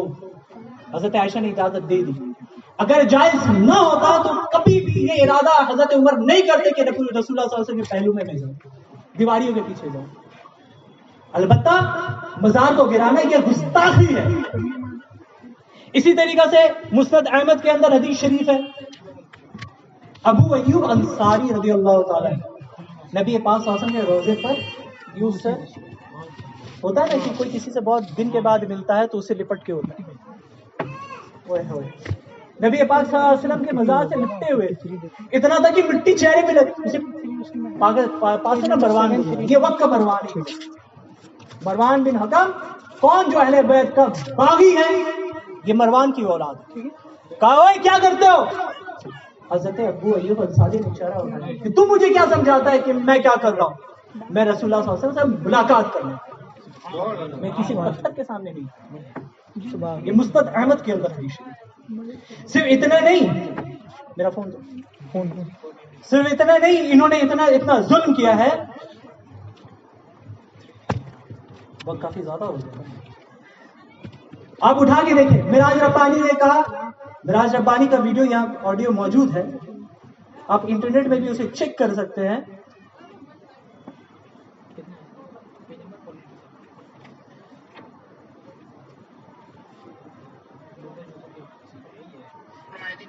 کی خبروں کو پختہ مضبوط بنانے میں پختہ و مضبوط سے مراد اندر سے یا اوپر سے اونچی بنانے یا حکومت بنانے میں اکثر کا قول ہے کہ حرام ہے، جس پر بعض حضرات کا کہنا ہے کہ جب پختہ و مضبوط بنانا اور حکومت بنانا حرام ہے تو پھر رسول اللہ صلی اللہ علیہ وسلم کی خبر اطہار پر کیوں گنبد بنائی گئی ہے؟ کیوں اس کو توڑا نہیں جاتا؟ کیوں اس بارے میں کچھ نہیں کہا جاتا؟ کیا کسی قوم کے ڈر فتنے کی وجہ سے صلی اللہ علیہ وسلم کی حدیث کو انجام رکھا جاتا ہے؟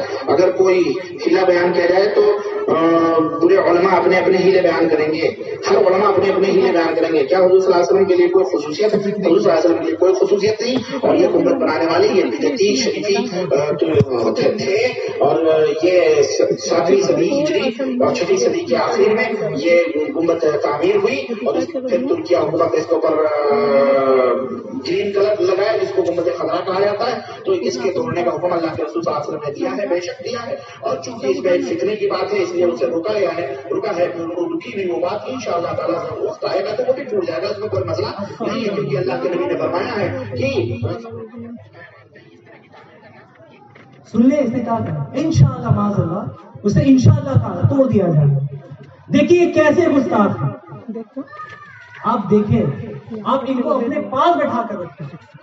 اسے جو حدیث شریف کا ریفرنس کیا کہ حضرت علی نے فرمایا کہ جاؤ جا کر کے تمام اونچی قبروں کو اور تصویر والی کو گرا دو. اسی لیے رسول اللہ صلی اللہ علیہ وسلم کے مزار کو بھی گرا دینا چاہیے. معاذ اللہ. بخاری میں حدیث ہے، اور باب کیا ہمارے امام بخاری، یہ مشرکوں کی قبر کو توڑنے کی حدیث تھی. حضرت علی نے کون سے صحابی کی قبر کو توڑا تھا؟ بتاؤ. زندگی میں نہیں دکھا سکتے کہ علی نے کس قبر کو توڑا تھا جو صحابی کا. البتہ رسول اللہ صلی اللہ علیہ وسلم ایک صحابی کا انتقال ہوا، جنازے کو دفن کر دیا گیا، پھر ایک پتھر اٹھایا اور رکھا یہ میرے بھائی کی قبر کی نشانی رکھتا ہوں میں. نشانی کہا تو مصطفیٰ سے ثابت ہے. اسی طریقہ سے جو لوگ آج کل ایک بہت بڑا فتنہ انجینئر مرزا، اس نے بھی کیا اسی قبر والی، لیکن وقت نہیں اسی لیے میں سب سنا نہیں پا رہا ہوں. اس نے بھی وہی کہا کہ ہاں گرا تو جان دینا چاہیے، اتار دینا چاہیے. گنبد خزر، کیونکہ یہ تو تھا نہیں کبھی. آپ مجھے بتائیں رسول اللہ صلی اللہ علیہ وسلم کے دور میں کون سی مسجد تھی جس میں مینار تھا؟ حضرت تھا کوئی؟ آج تمہاری مسجدوں میں مینار کیوں ہے؟ مجھے یہ سوال کا بتاؤ کہ تمام مسجدوں میں اس دور میں پھوس پتوں کی چھت ہوا کرتے تھے. آج تمہارا چھت والا کیوں ہے؟ نہیں ہونا چاہیے تھا نا. تو آج جتنا چھت والی مسجد ہے کیا اس کو بھی آپ نیچے کرتے پھر وہی کرواؤ گے؟ یہ لوگ کتنے زیادہ گمراہ، اور اتنا نہیں ہے کہ یہ کتاب ہے تاریخ نزل الحجاج. انہوں نے ایک بہت پیاری کتاب، اس کو پڑھیں گے تو آپ کو معلوم پڑے گا. علامہ عبد القیوم قادری ہزاروی صاحب نے انہوں نے ایک ریفرنس دیتے ہوئے لکھا کہ یہ جو ہے نا نجدی حضرات، انہوں نے جب حکومت مکہ پہ پایا تو مکہ کی بے حرمتی کی. کس کا ریفرنس دیا؟ سردار حسنی، یہ دیوبندی عالم ہے. اسی طریقہ سے انہوں نے مرزا حیرت دہلوی، کون؟ مرزا حیرت دہلوی، اس کی کتاب ہے حیات طیبہ. اس کے اندر اس نے لکھا سن 1805 میں آغاز میں مدینہ میں بھی ان لوگوں کا فتح ہو گیا. انہوں نے بہت ساری قبروں کو گرا دیا. اس کے بعد 1803 میں کہا کہ احتام مدینہ سعود عبد العزیز کے قبضے میں آ گیا، اور مدینہ کے لیے اس کے مذہبی ہوش میں یہاں تک کہ آیا کہ انہوں نے قبروں کو گرایا، اور انہوں نے گنبد خضرا سے سٹی ہوئی جتنی عمارتیں اسے چھت تھی انہوں نے توڑنے کی کوشش کی. توڑا اور کچھ لوگ گئے، وہ مر گئے. انہوں نے چھوڑا نہیں ہے، انہوں نے توڑنے کی کوشش کی ہے. آپ بتائیں کہ ان کا پلان کیا ہے؟ مصطفیٰ کا عشق آپ کے دل سے نکالو، آپ کے اولاد کو، آپ کی نسلوں کو.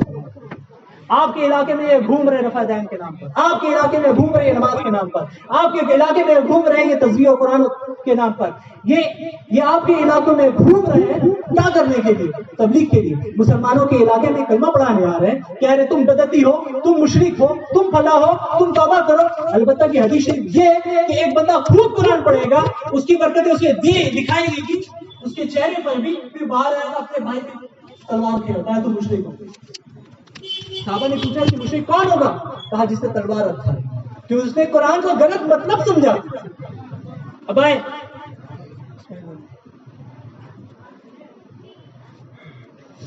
اچھا، انہوں نے ایک ڈنڈی اور ماری. اسماعیل دہلوی نے اس کی کتاب ہے تقویۃ الایمان صفحہ نمبر 72. پہلے اس نے لکھا تھا کہ نبی پاک صلی اللہ علیہ وسلم نے کہا کہ میں بھی مر کے مٹی میں مل جاؤں گا معاذ اللہ.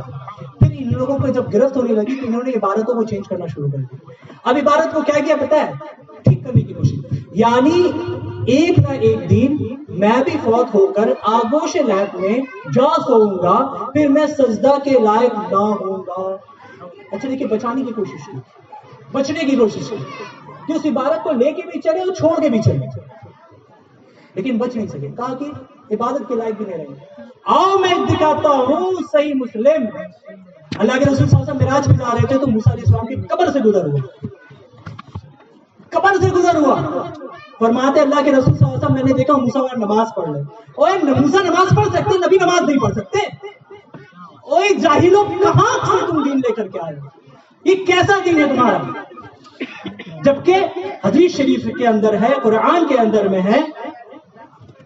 اللہ سبحانہ وتعالیٰ سورہ بقرہ کے اندر فرماتا وَلَا تَقُولُوا لِمَن يُقْتَلُ فِي سَبِيلِ اللَّهِ أَمْوَاتٌ، جو اللہ کے راہ میں مارے جائیں انہیں مردہ نہ کہو، وہ زندہ ہے. اللہ نے کہنے سے بھی منع کیا.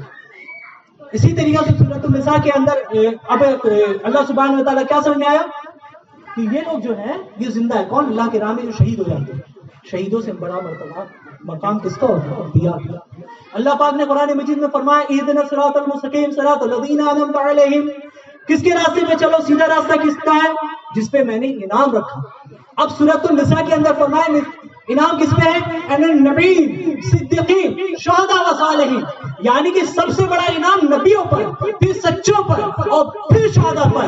اگر مقام میں جو اللہ پاک نے ترتیب دیا ہے تیسرے نمبر پہ شہداء کا مقام ہے، تو بتاؤ انبیاء کا مقام کیسا ہوگا؟ اس کا مطلب ہے کہ جس طریقہ سے وہ زندہ ہے اسی کتنا بالا تر نبی پاک زندہ ہے. انہوں نے کہا کہ مر کے مٹی میں آپ کو سناؤں کہ آپ کا ہوش اڑ جائے گا. یہ آپ لوگوں نے بڑا سنا جس کو ذاکر نائک کہا لیٹے ہو یا کھڑے ہو بت ہو یہ بتی ہے, یعنی رسول اللہ صلی اللہ علیہ وسلم بت. ابھی میں نے بتایا کہ سارے بتیں کہاں جائیں گی؟ جہنم جائیں گے. رسول اللہ صلی اللہ علیہ وسلم کا روزہ بھی جائے گا. آج کی تاریخ میں ہم محمد صلی اللہ علیہ وسلم سے بھی نہیں مان رکھتے. باقی لوگ کو تو چھوڑو, سنت اور باقی بابا لوگ کو چھوڑو, محمد صلی اللہ علیہ وسلم کو بھی ماننا ہمارے لیے حرام ہے.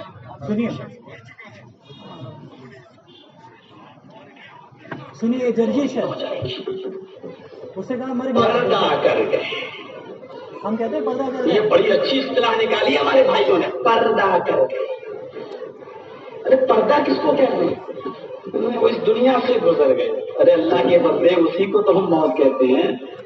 نہیں مرے نہیں ہیں, پردہ کر گئے. پردے کا معنی کیا ہوا؟ پردے کا معنی یہ ہوا کہ وہ زندہ ہے لیکن ہماری آنکھوں سے اوجھل ہو گئے.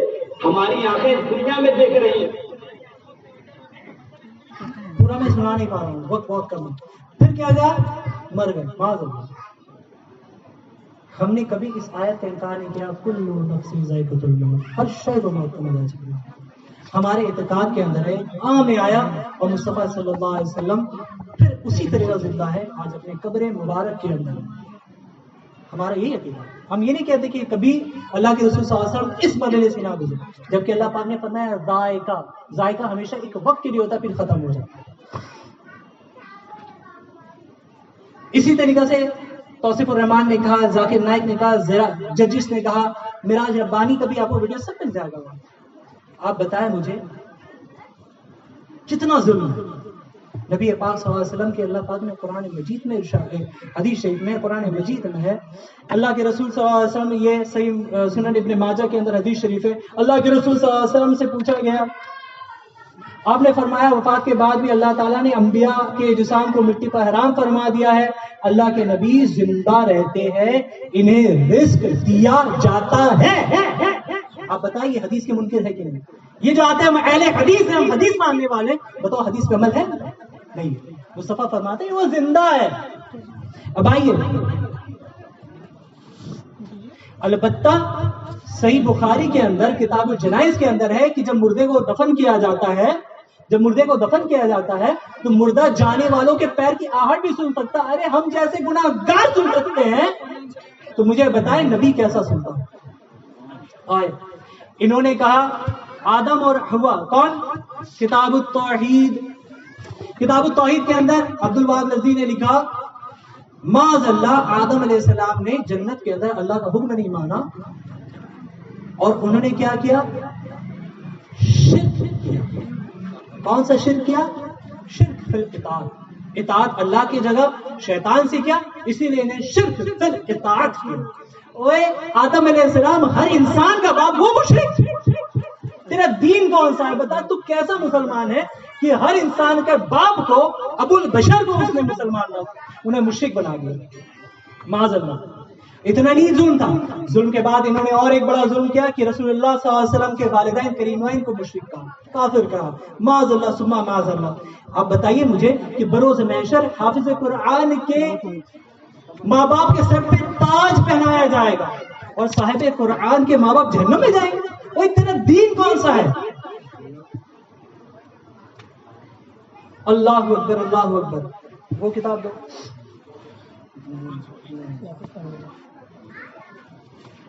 اہل حدیث کا مذہب پتلا رسالہ ہے, وہاں رکھا ہوا ہے, وہاں رکھا ہے.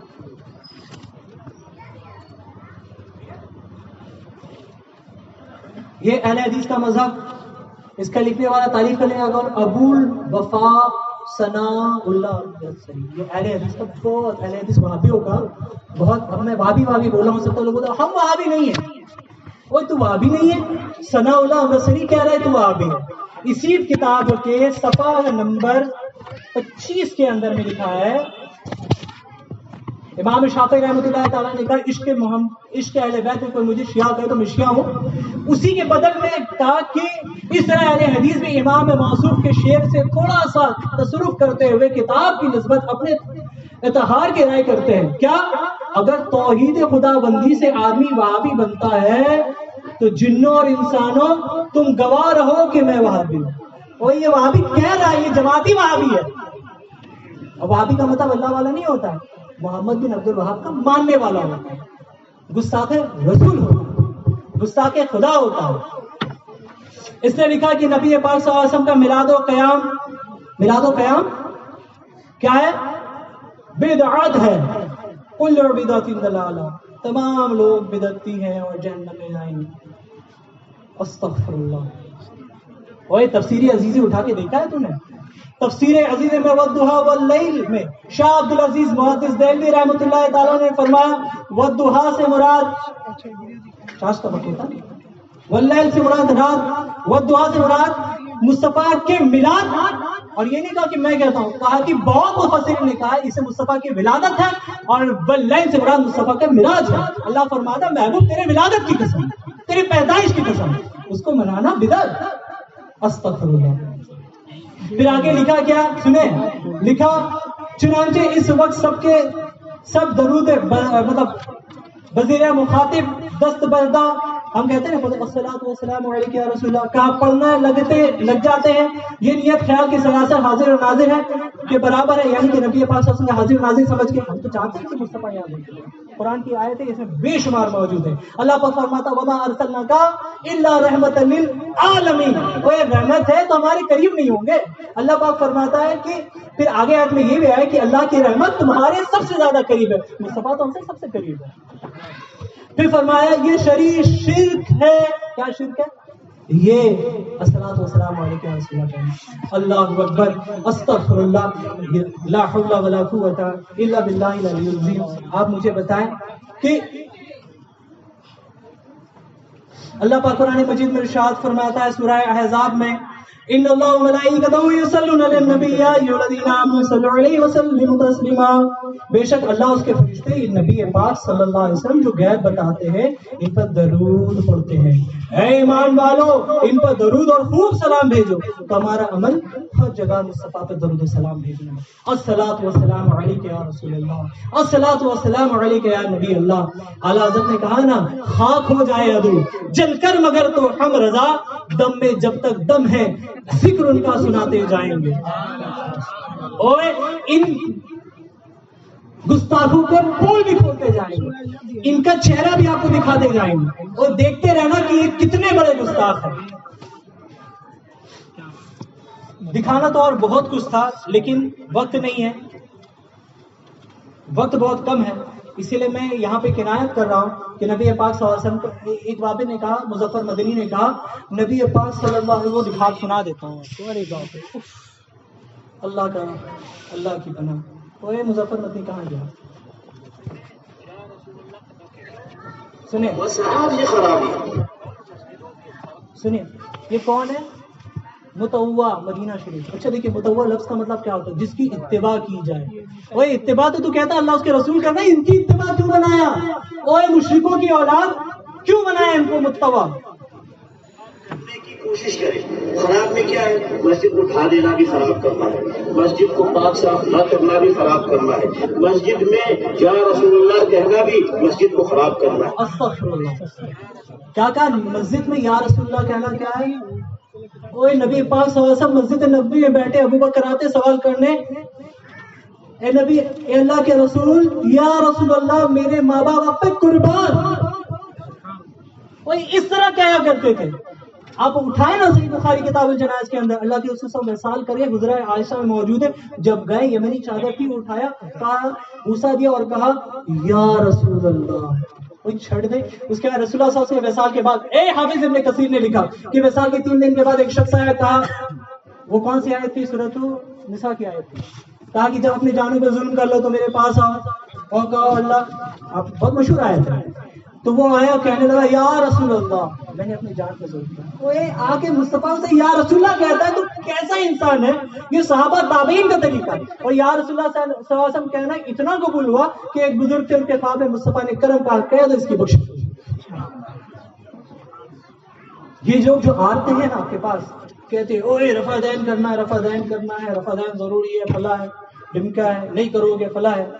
آ جائیں میں آپ کو دکھاتا ہوں تاکہ کچھ چیزیں آپ لوگوں کو بتاؤں کہ یہ لوگ جب آپ کے پاس آئے نا تو آپ یہ نہیں سمجھنا کہ یہ آپ کے خیر خواہ، یہ آپ کے ایمان کو لوٹنے کے لیے آئے ہیں، کیونکہ اعلیٰ حضرت نے کہا نا سونا جنگل رات اندھیری چھائی بدلی کالی ہے، سونے والے جاگتے رہیو چوروں کی رکھوالی ہے. یہ اہل حدیث کا مذہب. ثناء اللہ امرتسری صفحہ نمبر 76 لکھا ہے کہ ممکن یہ ہے کہ عبداللہ ابن مسعود کے نزدیک جیسا کہ ہمارے مذہب ہے رفع دین ایک مستحب امر ہے جس کے کرنے پر ثواب ملتا ہے. پھر بول رہا ہوں رفع دین ایک مستحب امر ہے جس کے کرنے پر ثواب ملتا ہے اور نہ کرنے سے نماز کی صحت میں کوئی خلل نہیں آتا ہے. کیا لکھا کہ نہیں کرنے سے کوئی پرابلم نہیں ہے نماز میں. ثناء اللہ امرتسری ان کا امام کوئی کہتا ہے نماز میں کوئی اثر نہیں ہوتا، یہ آ کر کے آپ کے علاقے میں کہتے اوے رفع دین کی وجہ نماز ہی نہیں ہوتی. اوے ایک حدیث تو دکھا، ایک حدیث دکھا کہ رسول اللہ صلی اللہ علیہ وسلم نے 4 مقامات پہ کیا، آخری وقت تک کیا، اور سنت ہے تو مرفوعاً دکھا، صحیح دکھا. ہم تو یہ کہتے بخاری سے دکھا، مسلم سے دکھا، ابن ماجہ سے دکھا، کوئی نہیں دکھا سکے گا 4 مقامات پہ. پھر آئیے اسی میں لکھا انہوں نے کہا اہل حدیث کا مذہب ہے کہ نماز میں رکوع کرتے ہوئے اور اس سے سر اٹھاتے ہوئے دونوں ہاتھ مثل تکبیر تحریمہ کے کانوں تک اٹھانا مستحب ہے. ثناء اللہ وسلم یہ آتے نا یہاں اٹھاؤ یہاں نہیں، وہ یہ لکھتا ہے کہ کانوں تک اٹھانا مستحب ہے. کون سا دین آپ کے پاس لا کر کے یہ لوگ فتنہ پھیلا رہے ہیں؟ یہ فتنہ باز آپ کے سامنے فتنہ پھیلا رہے ہیں. وہ ایک سنیوں کب جاگو گے، کب بیدار ہوگے؟ حدیث تب پڑھو گے جب اہل حدیث ہو جاؤ گے، نمازی تب بنو گے جب دیوبندی ہو جاؤ گے. اور سنی رہ کے نماز پڑھو، سنی رہ کے کتاب و سنت کا علم حاصل کرو. کب بیدار ہوگے، کب سیکھو گے یہ چیزیں؟ میں غیر عالم، میں عالم نہیں ہوں، پڑھتا ہوں تاکہ آپ اور ہمارے بھائی کی اس وہابیوں کے چکر میں نہیں پڑے. اور تمہارے بیچ میں جب یہ آ کر کے تمہارے ایمان کو لوٹتے ہیں دل جلتا ہے ہمارا، وہی جلتا ہے ہمارا دل. ہمارے سنیوں کے علاقہ کو یہ تباہ کرتے ہیں، ہمارا دل جلتا ہے. مصطفیٰ کے گستاخوں کا علاقہ بنا دیں گے جس دن، اس دن بیدار ہوگے. جس دن تمہارے قبر میں بیٹا پیٹ کر کے کھڑا ہوگا اس دن تم بیدار ہوگے کہ تم قبر میں آؤ دیکھ رہے ہو میرا بیٹا میرا چہرہ ہی نہیں لے سکتا. میرے خالو کے بڑے بھائی کا ایک لڑکا جو ہے نا وہ اہل حدیث ہو گیا. ہم لوگ سب لوگ اس کے بڑے بھائی اور مسئلے بھائی سب مل کے فاتحہ پڑھ لیں، ہاتھ اٹھا کے مغفرت کی دعا کر رہے ہیں. مصطفیٰ کی سنت ہے جنت البقیع میں جا کے ہاتھ اٹھا کے دعا کیا کرتے تھے. وہ کیا قبر سے پیٹ کر کے کھڑا.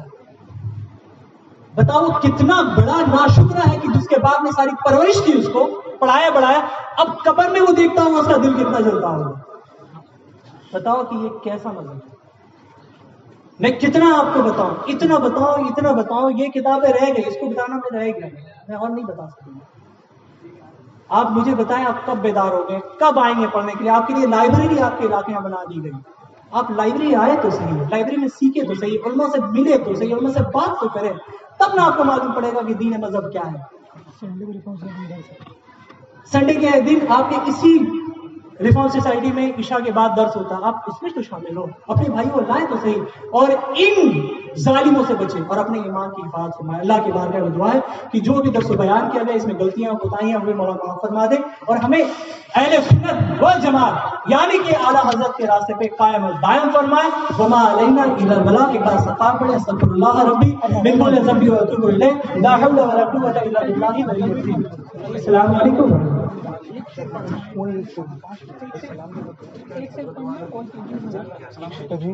یا نبی سلام علیکہ، یا رسول سلام علیکہ، یا حبیب سلام علیکہ، صلوات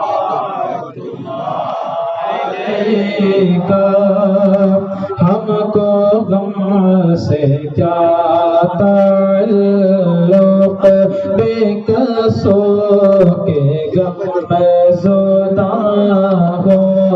کیوں رضا مشکل سے ڈرے جب نبی مشکل کوشا ہو یا نبی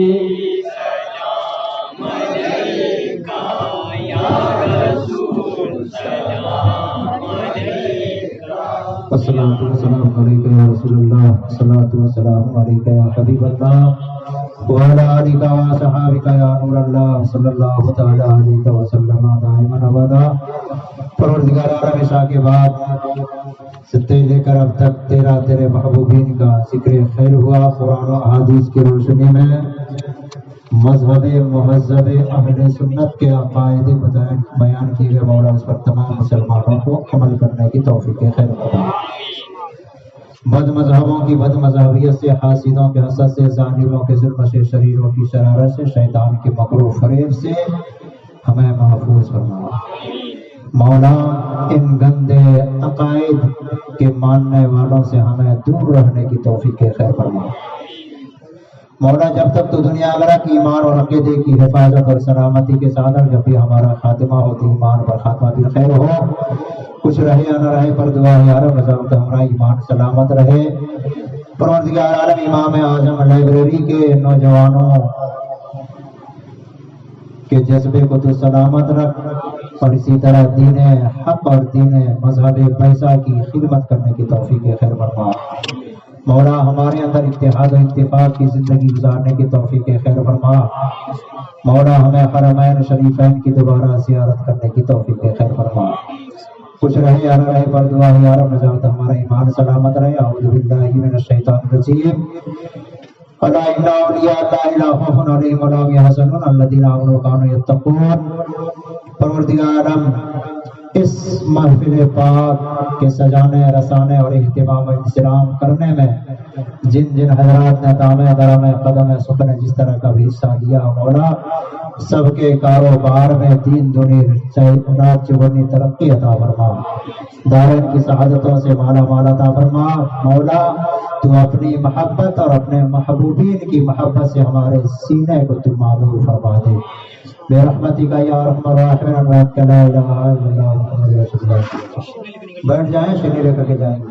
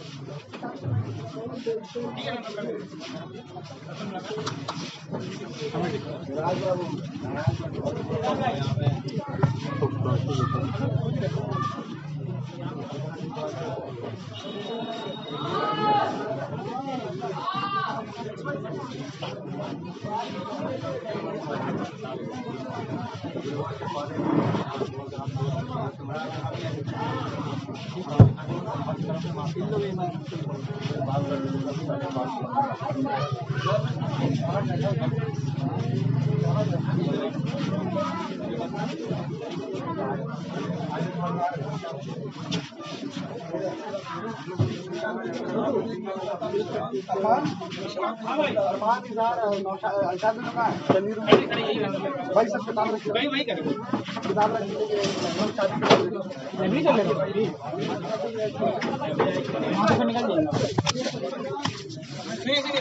जाएगा।